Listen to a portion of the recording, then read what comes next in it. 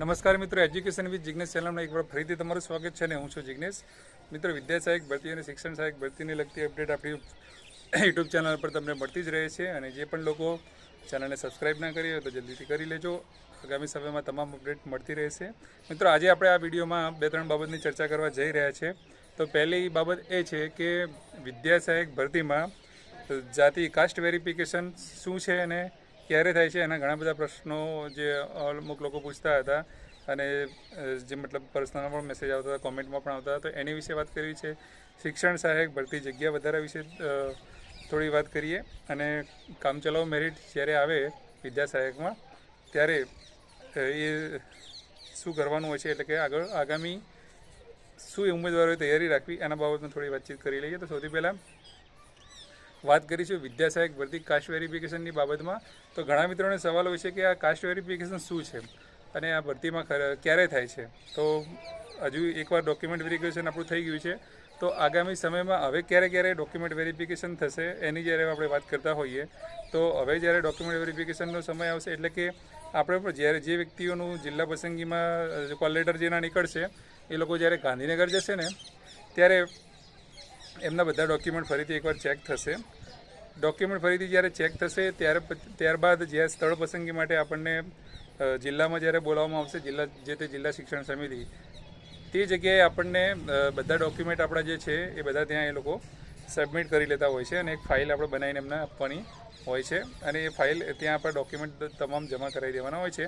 ત્યાં સુધી cast verification નથી થતું. તો ઘણા લોકોને એવું હોય છે કે એવા પ્રશ્નો હતા કે શું કાસ્ટ વેરિફિકેશનની અંદર જે આપણી કેટેગરી હોય છે SC ST OBCમાં કે એ રીતે કે તમે ભાઈ તમારા જે ખરેખર તમે જે પ્રમાણપત્ર આપ્યું છે એ યોગ્ય છે કે નહીં, તો એ લોકો આપ શું કરે કે આપણી આગળની પેઢીનું, આપણા પિતાજીનું LC જોવે કે અમુક વર્ષ કે 1978 પહેલાંનું કે હોવું જોઈએ, ના હોવું જોઈએ કે એવું કંઈ હોય છે, બરાબર. તો એ બધું વેરિફિકેશન જે રહ્યું એ ક્યારે થાય છે, તો જ્યારે આપણી જોબ લાગી જાય, તમે શિક્ષક તરીકે નોકરી કરતા થઈ જાઓ પછી અમુક સમય પછી સરકારને એ લોકોને એવું લાગે ત્યારે એ લોકો એ પ્રકારનું વેરિફિકેશન કરતા હોય છે.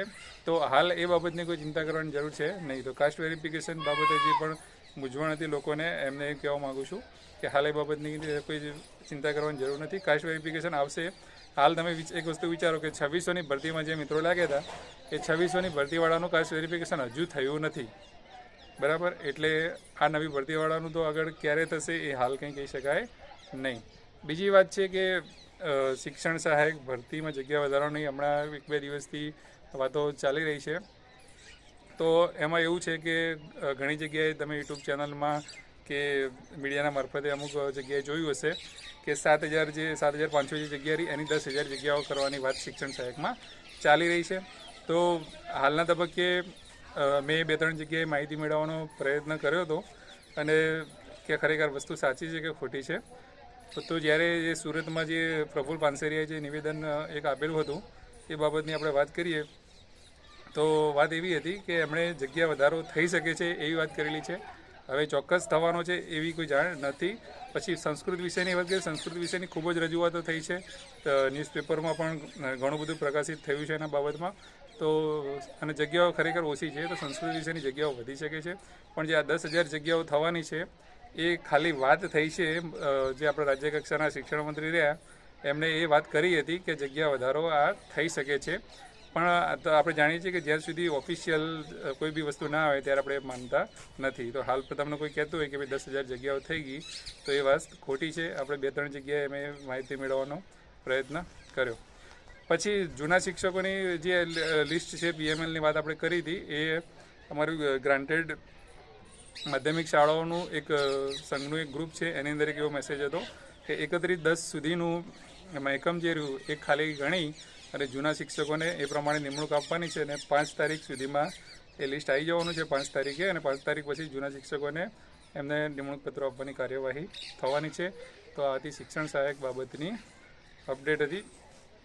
ત્યારબાદ આપણે વાત કરી હતી કે વિદ્યા સહાયકનું કામચલાઉ મેરિટ જે એમાં લગભગ 7 તારીખ સુધીમાં જે આવવાની શક્યતાઓ છે તો એના બાદ જે અમુક લોકોના મેસેજ એવા આવ્યા કે અમારે આ ડોક્યુમેન્ટ રહી ગયું છે, આ ડોક્યુમેન્ટ અમારું આમ છે તો અમે બદલી શકીશું કે નહીં, મારે માર્ક્સમાં ભૂલ છે કે આવી રીતે ભૂલ છે, તો એમાં શું કરવું.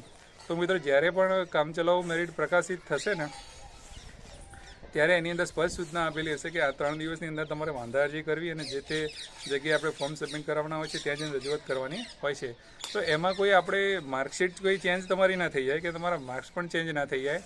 એની અંદર માત્ર એટલો જ સુધારો થાય કે દાખલા તરીકે કોઈ માર્ક્સ લખવામાં ભૂલ થઈ હોય અથવા ગણતરીમાં ભૂલ થઈ હોય, તમે તમારા મેરિટ પ્રમાણે, તમારું અંદાજ પ્રમાણે અથવા તો ગણતરી પ્રમાણે તમારું મેરિટ જે થતું હોય અને અંદરથી જે મેરિટ લખાઈને આવ્યું હોય એ અલગ પડતું હોય, તો તમારે કયા વિભાગમાં કે ભાઈ તમારે ગ્રેજ્યુએશનમાં કે 12થમાં કે બીજા કોઈમાં માર્ક્સ ડિફરન્ટ પડે છે, તો એ તમારા ડોક્યુમેન્ટમાં જે ગણતરી છે એ અને એકચ્યુઅલી જે ગણાઈને આવ્યું છે એની અંદર કોઈ ડિફરન્ટ હોય તો એ બાબતની વાંધા અરજી કરવાની હોય છે. બીજી કોઈ બાબતનો સુધારો વધારો એમાં થતો નથી. તો અત્યારે હાલ પૂરતું આટલી વાત જ છે. 2-3 મુદ્દાની આપણે હાલમાં ચર્ચા કરી.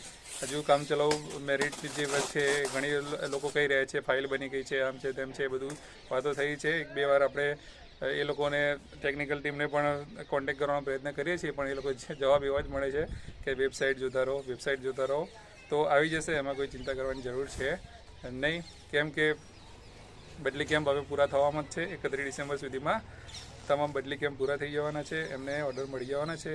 તો જગ્યાઓ અને મેરિટ બધું સાથે જ આવી જશે. આપણે તો એ જ રાહ જોવાની રહે કે 9 થી 12ની ભરતી ઝડપી થાય તો 1 થી 8ની ભરતી પણ પાછળ એટલી જ ઝડપી બને. અગાઉ બોર્ડની પરીક્ષા પણ આવી રહી છે. બીજું ઘણું બધું પણ સરકારી કામ હજુ એમને લોકોને પેન્ડિંગ હશે. તો આનાથી આજની અપડેટ મિત્રો. તો હજુ પણ તમને કોઈ પ્રશ્ન થતો હોય, તમે કંઈ બાબતમાં ચર્ચા કરવા માગતા હોય તો તમે કોમેન્ટમાં નીચે જણાવી શકો છો. ત્યાં સુધી જય હિન્દ, જય ભારત અને સબસ્ક્રાઈબ કરી લો એજ્યુકેશન વિથ જિગ્નેશને.